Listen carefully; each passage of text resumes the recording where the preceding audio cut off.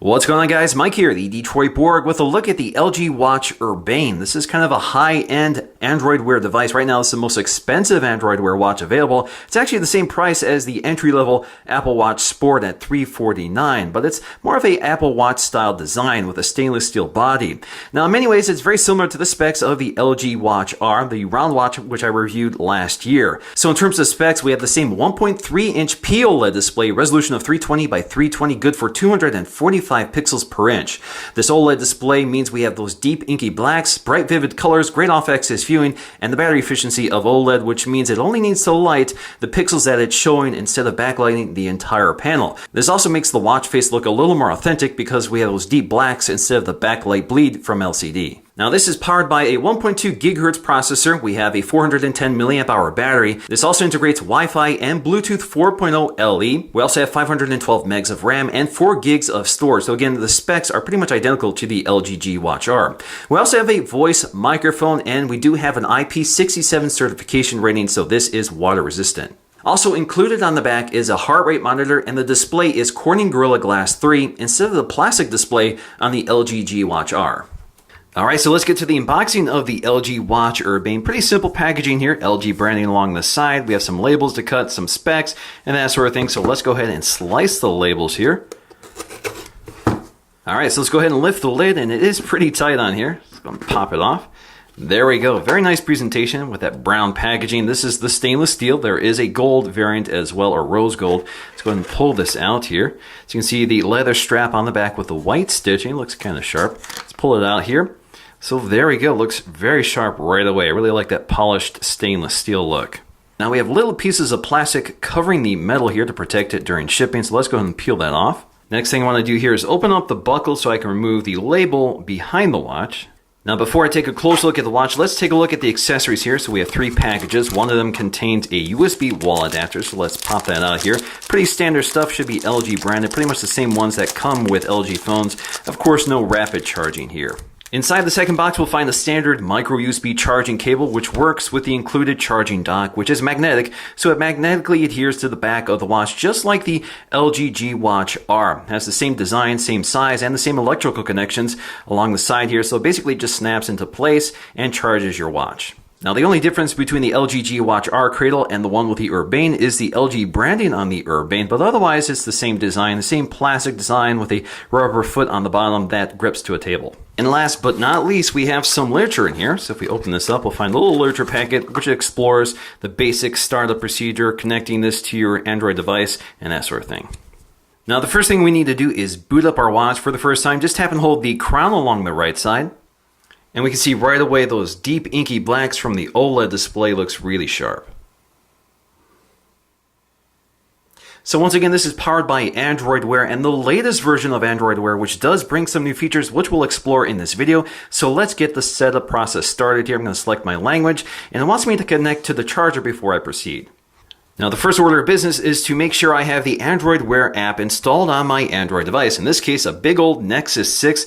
So, of course, I have that installed. So, currently, I have my LG G Watch R connected, and what I want to do is pair to a new watch. So, right away, it sees the LG Urbane 2849, so let's go and select that. So, now it's asking for permission to pair, so I'm going to click that, and we're good. So, that's all there is to it. So, the next order of business is to sync everything from my Android device to my watch.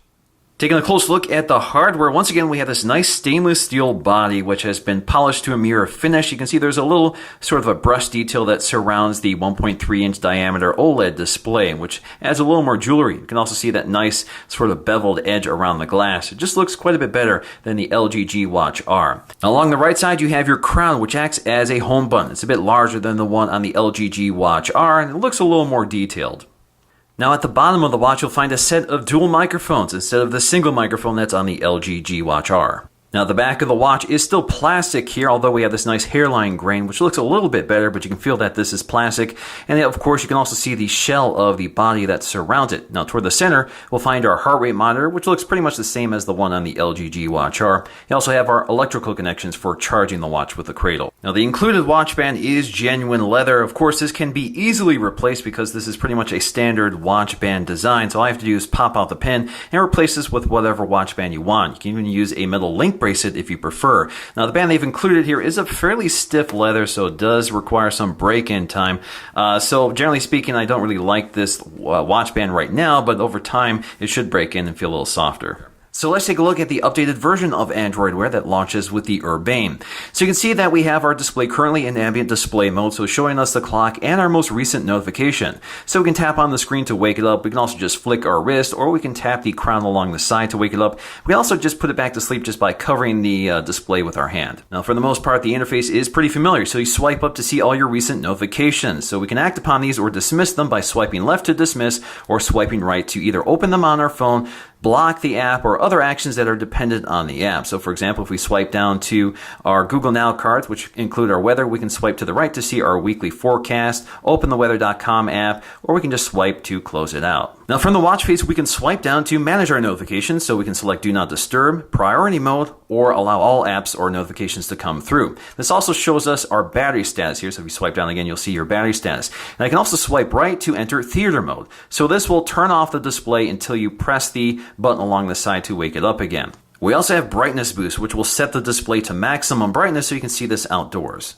And if we swipe all the way to the right, this will get to our settings panel. So this allows us to adjust brightness. Now you can see we have a maximum brightness of 6. There is no auto mode here because there is no ambient light sensor. Now if you want to get back, just swipe to the right. You can also change your watch face from here, but there's an easier way to do that. We can change our font size. So if we select this, you can change it from small to normal to large.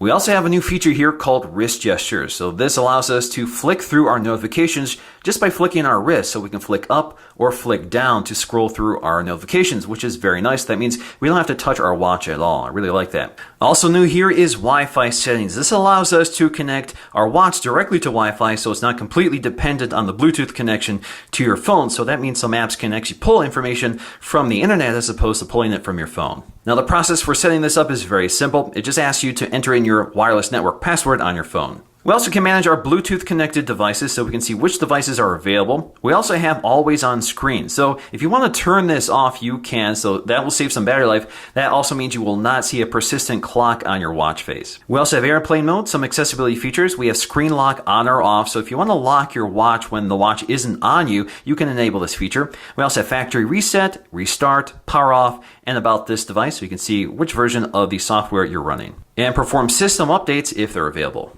Now from the watch face, you can swipe right to get to your app. So we finally have an easy access app launcher on Android Wear. You can swipe again to get to your favorite contacts, swipe right again to get to Google Now. Now if you tap and hold the crown along the side, this will bring you right to the app launcher. We also have a new feature within messaging that allows us to draw emojis to search for them. So instead of searching through the available emojis, all you have to do is draw it on the screen, searches the database for that shape, and brings them up. And it's pretty quick and pretty accurate. Now if you wake up the watch face, you can say, "Okay Google, what's the weather like tomorrow in Rochester Hills, Michigan?" Now taking a look at the watch faces, LG has thrown in some nice ones. So all the ones you've used before will appear on the left, and then you'll see all the others on the right. Now you can see quite a few classic styles here to pick from. We have a gold themed one that goes with a gold themed watch. I think those look actually pretty nice here, so let's bring those forward. Let's hide that again. There you go. Which I think looks really sharp here, especially on that OLED display. Again, let's tap and hold on that to go through a few others here. So we have some classic Android Wear watch faces right here. So some of them are pretty familiar. And then we have the moon face, which is kind of a neat watch face, photos, and quite a few others here. So I'm not going to go through them all, but you can see pretty tasteful designs for the shape of this watch. Now for me, this watch is kind of large, so if you like large watches, this is probably the one you want to take a look at. It's much larger than the Apple Watch 42mm. It's larger than the LG G Watch, and certainly much larger than the Moto 360. So if you like larger, chunkier watches that are a bit thicker and a bit bolder, you're probably going to like the Urbane. But for my wrist, which I consider to be about medium size, it feels a little too large, although I can definitely get used to it. So in the end, the Urbane is probably the best looking Android Wear smartwatch you can get right now. You certainly paid for it at $349. It's a lot more expensive than any of the other options right now. So if you want a watch that looks more like traditional jewelry, that really stands out, and runs Android Wear on a beautiful display, this is definitely going to be the one for you. So thanks for watching. I hope you enjoyed this video, and I'll see you again in the next one.